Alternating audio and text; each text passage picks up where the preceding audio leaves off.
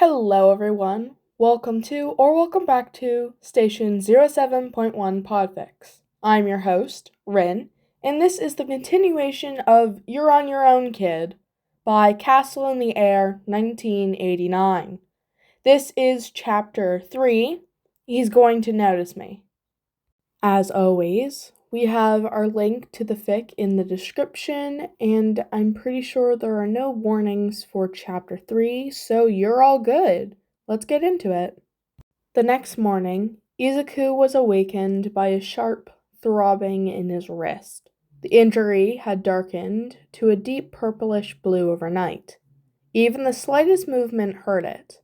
His alarm hadn't gone off yet, but he swung his legs out of the bed anyway. He'd been late on his first day with a new teacher, so getting to class early today sounded like a good idea. He dressed, taking care not to jostle his wrist, and made his way to the kitchen. His mom stood at the stove, stirring a steaming pan full of eggs and vegetables. Upon hearing him enter, she turned and greeted him. "Good morning, Izuku." "Morning, Mom." Izuku slid into his seat at the table. She walked over and set a heaping plate of food in front of him. Izuku covertly hid his wrist under the table before she could notice the bruising. Setting her own plate down, she sat across from him. "Oh, honey, my shift was changed, so I'm going to be home late tomorrow," she said, smiling apologetically. "I'll make sure to leave dinner for you to reheat. Sorry about the change." He smiled brightly to cover his disappointment. "That's fine," he insisted. "I don't mind." "Don't worry, I'll still have the weekend off," she assured him. That made him smile for real. It was so rare for her to not be scheduled on the weekends, that they both made the most of it when they could, cooking up big dinners together or watching movies, but most of all, enjoying the time together. After finishing breakfast, he headed to school, managing to arrive there early. Izuku sat in the classroom scribbling in his notebook while he waited for their teacher to arrive. He was working on sketching the new design of the hero Glowstick's costume. It had much better protective abilities than her previous costume, and he wanted to make note of all the changes. All Might was still the coolest hero, but it was so interesting to pay attention to heroes with non-physical quirks to see how they compensated. In Glowstick's case, it was with body armor and some redesigned support gear. It made him feel like he really had a shot at becoming a hero someday. He still didn't know how to actually fight a villain. He couldn't even defend himself against his classmates, though it wasn't for lack of trying. He'd study various heroes' fighting techniques, watched tutorial videos, and read articles, but not having anyone to practice with made it difficult to learn how to apply anything he learned. His mom had tried to help, but she didn't know much about self-defense, and she'd been working so much lately it hadn't done much good. She'd tried looking for martial arts or kickboxing or even basic self-defense class, but couldn't find any that would take a quirkless student. She'd been so sad breaking the news to him, and when he whispered that he expected it, but thanks for trying, she had burst into tears. He had cried too, but not from disappointment like she thought, but because it was nice to have a reminder that there was one person who cared enough about to try and help him achieve his dreams, despite the rest of the world saying they weren't realistic. Izuku had just finished shading Glowstick's gauntlets when Izawa-sensei walked in the room.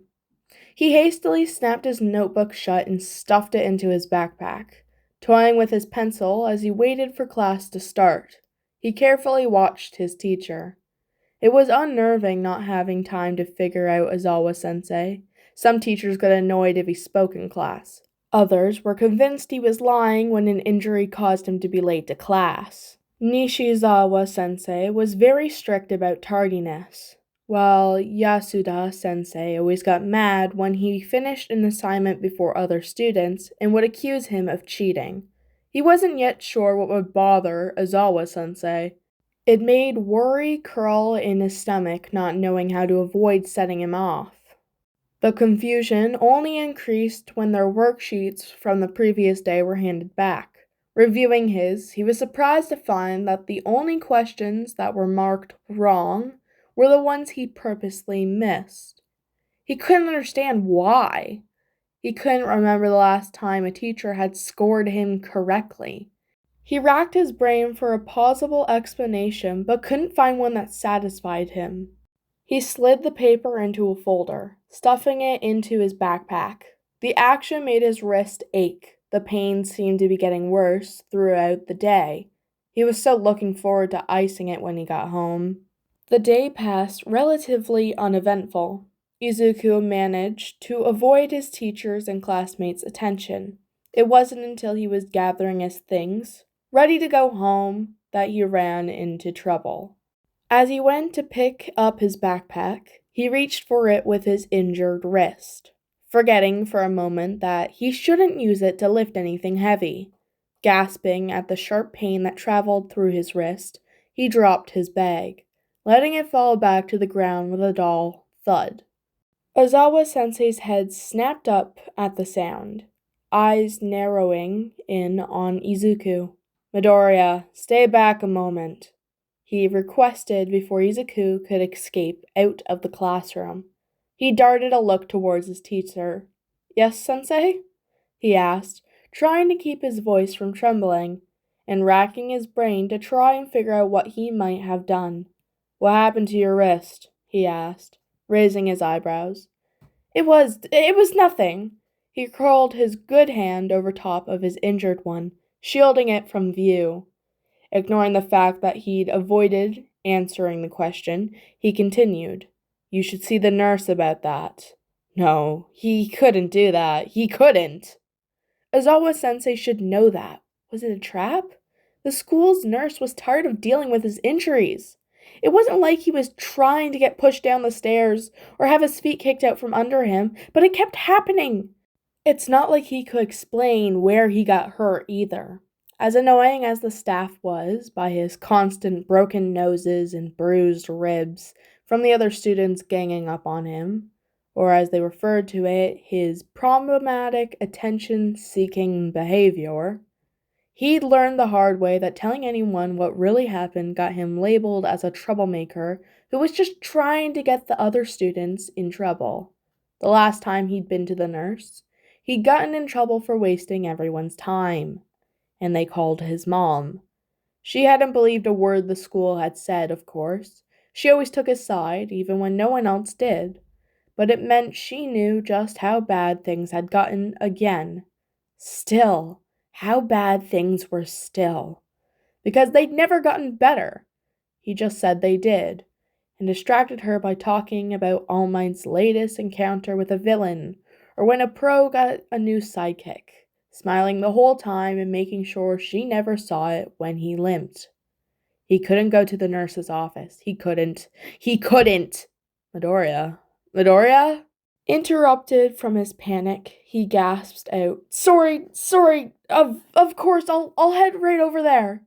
Taking a step back, away from Ozawa-sensei, who was standing next to him now, when did he move? He dared a glance up to gauge his reaction. Ozawa's face was as unreadable as always. Backing up another step towards the door, Izuku turned and dashed away before his teacher could yell at him for ignoring him. He walked towards the nurse's office, still shaking, glancing around to make sure his teacher wasn't around. He walked past it, head down. He'd just have to see if he had a brace at home. There was probably one left from the time he'd sprained his wrist. His stomach churned, ignoring a direct order. But so long as his teacher didn't find out, he should be fine. He hoped. He just had to make sure no one found out. When Shota walked into the classroom that morning, he scanned the room. His eyes landed on Midoriya, who sat carefully sketching something in a notebook. When the kid noticed him, he startled, hastily closing the notebook and shoving it in his bag. Shota kept an eye on the kid throughout the day, observing that none of his classmates seemed to talk to him. It appeared that whatever dislike the teachers felt toward him had spread to his classmates, and if what he'd seen yesterday with regards to the throwing of paper and tripping was a recurring problem, it was likely that bullying was also a major issue. After all, it's not like any of the teachers here had indicated that they would care to stop it. Another thing Shota had noticed was that Midoriya avoided answering questions in class, though a few times Shota caught him mouthing the answers under his breath when he thought no one was watching. He really shouldn't be surprised that Midoriya would avoid drawing attention to himself, based on how teachers were talking about him yesterday. While Shota would never treat the kid like that, Midoriya had no way of knowing that. It was only logical that he'd be wary of the new teacher, and act based off his previous experiences. Shota really needed to read the kid's file. Maybe it would shed some light on this whole situation. He hated how Midoriya seemed to curl in on himself every time Shota's eyes landed on him. While he may have a reputation as a strict teacher, he never wanted a kid, one of his kids, because that's how he was starting to think about Midoriya already, to look at him like that. The bell rang, signaling the end of the day, and Shota's students all hurried out the door as they chattered among themselves. Shota watched them as they left from his place at the front of the room. His attention was captured by Midoriya, who was still packing his things, a moment behind the others. His movements were slow and deliberate, and every so often he would pause what he was doing, his features frozen in a wince. After gathering the last of his belongings, Midoriya grabbed his bag, but dropped it with a cry of pain and cradled his wrist against his chest. Face still twisted in a grimace, he picked up his backpack with his other hand and tried to slip out of the room unnoticed. "Midoriya," Shota called, stopping the kid before he could leave, as if he'd allow a clearly injured kid to just walk away. Midoriya halted, wide, nervous eyes barely willing to look in Shota's direction. "Yes, Sensei?" "What happened to your wrist?" he asked. It was nothing." Midoriya curled his arm around his wrist protectively, shoulders tense. His eyes darted between Shota and the door. "You should see the nurse about that," Shota encouraged. The kid was silent, breathing too fast, almost hyperventilating. He hunched over even more, face pale, shaking ever so slightly. "Midoriya?" Shota started. Seemingly unaware of what was going on around him, Midoriya didn't respond, trying to get the kid's attention, taking a step closer. "Midoriya? Midoriya?" The kid choked out an apology, assuring him he'd head straight to the nurse's office. He backed away, stumbling out the door. Shota was of half a mind to follow him to ensure he made it there safely, but he didn't want to freak him out any more than he already had. Midoriya's panicked reaction had done nothing to assure his worry from earlier. It was concerning, how he panicked at such a simple suggestion, though a small voice in Shota's head told him that it wasn't what he said, rather that it was Shota himself causing the fear. He needed more information. Watching the kid was informative, but it only told him so much. And he had a feeling if he asked Midoriya about what was going on, he'd scare the kid half to death. That was probably something he should avoid. Best wait until after he earns the kid's trust to ambush him with questions. No, it would be better to read the kid's file first and see if he could glean any useful information from that, though he doubted it would contain any unbiased account of Midoriya Izuku. Stopping by the office on his way out to pick up the files for his class, he hoped that this might give him some more insight into Midoriya. Pausing, he threw Bakugos into the mix for good measure. He finished gathering the files and headed home to review them, resolving to find out what was going on with Midoriya. The file lingered on his mind during the whole drive home. Immediately upon walking through the door, Soap wound her way around his legs, dodging as he kicked off his shoes. Stepping over the cat and deposited the stack of files on the dining table, he regretted that he'd been so busy yesterday drawing up reports on the teachers he'd overheard in the teacher's lounge instead of getting to the bottom of the issues with Midoriya. "Shota, how was your day?" Hizashi asked from the kitchen, stirring a steaming pot that smelled fragrantly of spices. Groaning, Shota sat down and opened Midoriya's file. "That bad?" he asked, concern written on his face. Looking up at Hizashi, he answered, "There's something off about this kid." Shota continued reading while Hizashi cooked. The next line his eyes landed on made him grip the paper a little too hard. The paper creased under his hand. He forced himself to loosen his grip, not wanting to tear the file before he finished reading it. "You've got to be kidding me," he growled. "What is it now?" Hizashi walked over to Shota and took the chair beside him. "Look here." He handed part of the file over to Hizashi, who started examining the page he'd been handed. Shota continued, "It's worse than I thought yesterday. Look at the minor things Midori has been written up for. He's listed as disruptive, but the kid barely even talks. Today, he came to class injured, and I sent him to the nurse's office. You should have seen him. He was terrified. It's like everyone in this whole school is out to get him." Hizashi paused. Midori is quirkless." "What? You really didn't know?" "No, I had no idea." "This would explain a lot." Hizashi nodded meaningfully. They all knew the statistics. They knew how, while the global percentage of people without quirks was 20%, it was much, much lower in Japan, nearly to 1 or 2%, and mostly located in the older generations. The likelihood that Midoriya had ever met another quirkless person, much less one his own age, was low. Anyone without a quirk was likely to face bullying and discrimination throughout school. After graduation, it would be harder to find a job, housing, etc., if they made it that far. Few made it that far. Shota groaned. Of course Midoriya was a target. No wonder he was so jumpy. Neither of the men were strangers to quirk discrimination.